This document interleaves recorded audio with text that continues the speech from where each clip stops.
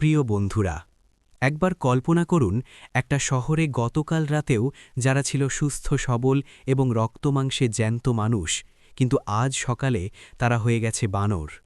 পাশের শহরের মানুষ যখন সেই শহরের ভেতরে ঢুকল, এই দৃশ্য দেখে তারা ভয়ে পাথর হয়ে গেল।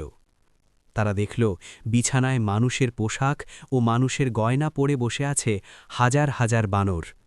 তারা কথা বলতে পারছে না, শুধু অঝরে কাঁদছে আর নিজেদের আত্মীয়দের পা জড়িয়ে ধরছে। মাত্র এক রাতে আল্লাহর একটি লানতে কিভাবে পুরো একটি জাতির চেহারা বিকৃত হয়ে বানরে পরিণত হল। কি ছিল তাদের সেই ভয়ঙ্কর অপরাধ? ইতিহাসের সেই লোমহর্ষক ঘটনা জানতে আজকের এই ভিডিওটি শেষ পর্যন্ত দেখুন। আজকের এই ঘটনাটি অন্যান্য ভিডিও থেকে চমকপ্রদ হবে, আমি কথা দিলাম।